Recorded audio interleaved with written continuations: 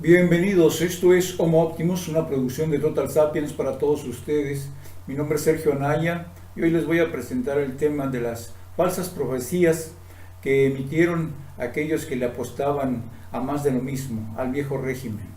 Esas visiones apocalípticas de que si el prianismo era sacado del poder, habría una gran debacle en nuestro país. Lo primero que habían dicho es que habría una gran caída en lo que es el tipo de cambio en cuanto al peso y al dólar, así como unas pérdidas irreparables en lo que son las cuestiones bursátiles del país. Obviamente ni una ni otra cosa sucedieron. Sin duda han sido muy malas noticias para los catastrofistas mediáticos y políticos que solían asustar a la gente con grandes calamidades si se echaban, como hemos dicho, al PRI y al PAN del gobierno. Esa ha sido la primera de las falsas profecías que siempre aducían estos comerciantes de la política y que se beneficiaron a más no poder y de manera ilegal de las cuestiones públicas del país, extrayendo miles de millones de pesos del erario para su beneficio particular. Incluso decían que como no se dieron estas dos cosas, lo que sucedía entonces era que había un acuerdo popular entre el nuevo vencedor, el nuevo partido en el poder, el nuevo candidato, tanto a nivel presidencial como en la legislatura y en muchos municipios del país. Decían que había ese acuerdo con la magia del poder, con tal de desvirtuar los resultados, que la población harta de los robos, harta de la violencia, harta también de la corrupción brutal que reinó en el país durante los últimos 30 años, por lo menos, por decirlo menos. Pero más allá de eso, había una segunda profecía que los agoreros del mal hacia nuestro país, es decir, el PRI, el PAN y el PRD, decían que habría un choque frontal entre el presidente de los Estados Unidos, Donald Trump, y el virtual presidente electo de México, Andrés Manuel López Obrador. Pero no pasó. Decían que Estados Unidos no permitiría un gobierno de tintes socialistas al sur del río Bravo, pero he aquí el triunfo fue rotundo.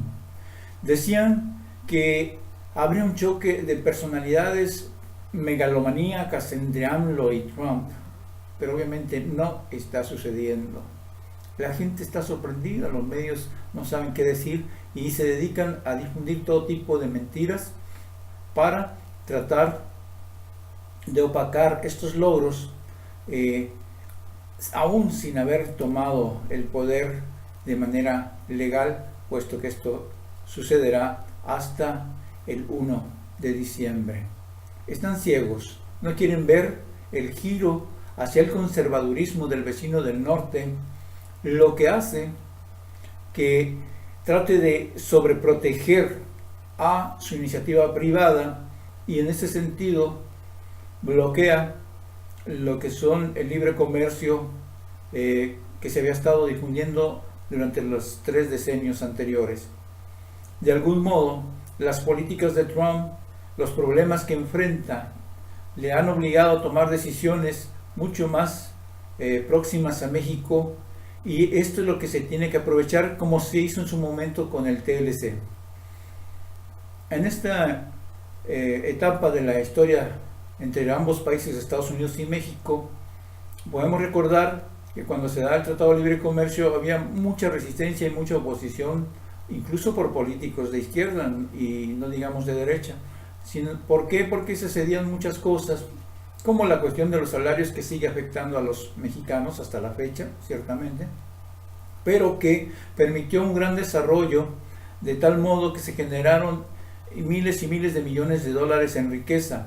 Lastimosamente, la riqueza que se generó por parte de todos los mexicanos se quedó solamente en el norte y centro del país, y aún en esas áreas tan grandes solo se quedaron en manos de unos cuantos políticos y de unos cuantos empresarios que pueden contarse, si no con los dedos de las manos, pues tal vez con los dedos de las manos y de los pies.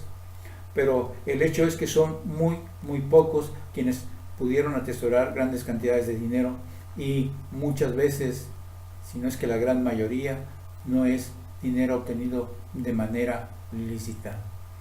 Pero vamos a lo nuestro. Para esos mismos agoreros del desastre, dicen ahora que las 7 propuestas de AMLO para detonar el desarrollo del sur-sureste de México no son buenas, que van a afectar los derechos de los indígenas, que van a perjudicar la ecología del país, etcétera. Carajo, como si todo estuviera muy bien, como si el más reciente de los gobiernos, el del priista Enrique Peña Nieto, que aún está vigente, no hubiera depauperado a los indígenas, a las clases trabajadoras, como si no se hubiera aprobado, vía de los dictámenes emitidos por el propio presidente, la entrega de los recursos hídricos del país a las empresas extranjeras, como si no se hubieran concesionado miles de hectáreas, miles y miles de hectáreas a empresas mineras extranjeras que usufructan sin siquiera rendir cuentas en México, sino que lo hacen ante los estados a los que pertenecen, ya sean de Estados Unidos o de Canadá, de una manera mayoritaria. Ante esos problemas, el enfoque que se está dando actualmente por parte de estas gentes, sucede que, según ellos, la construcción, por ejemplo, de una vía ferroviaria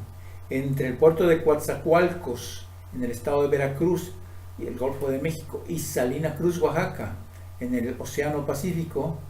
pues daría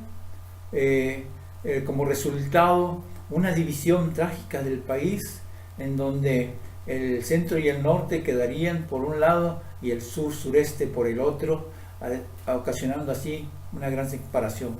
Pues les tengo malas noticias a estas personas. Con el nuevo enfoque del gobierno, lo que sí se dará es un giro a la precaria situación en beneficio de los mexicanos menos favorecidos por el actual régimen.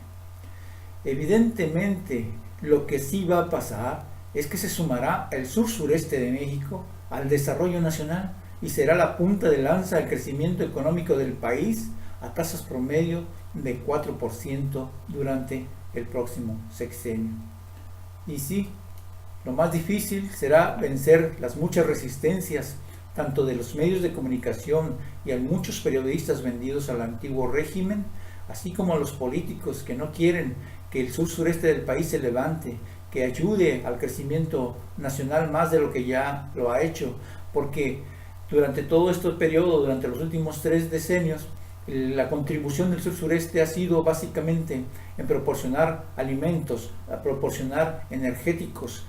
materia prima para que el centro y el sur del país se desarrollaran sin obtener a cambio los beneficios que le correspondían. Eso es lo que se va a cambiar. Eso es lo que no quieren los del centro y norte del país. Y no digo de la población en general, estoy hablando de los empresarios y políticos de la élite que se niegan a ver que el sur-sureste tiene la fuerza y tiene la capacidad para salir adelante y sacar adelante al país, donde lo han llevado a la ruina estos políticos y estos empresarios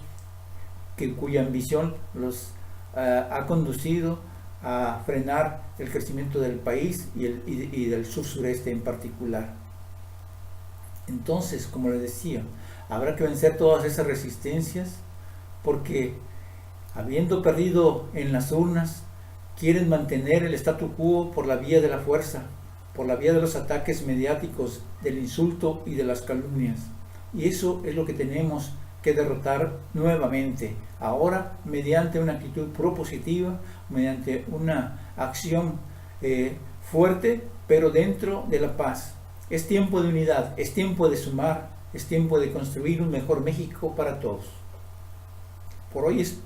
es todo. Yo les agradezco su atención y les recuerdo que estamos en nuestras redes sociales, en YouTube y en en Facebook como Total Sapiens y a través de Twitter como @sapienstotal con S mayúscula y T mayúscula. Para esta y otras informaciones que serán de mucha utilidad para todos ustedes, para que tengan más allá de lo que algunos medios pretenden introducir en sus mentes, una información que pueda ser realmente útil para ustedes. Los esperamos en nuestro sitio www.totalsapiens.com. Muchas gracias y hasta la próxima.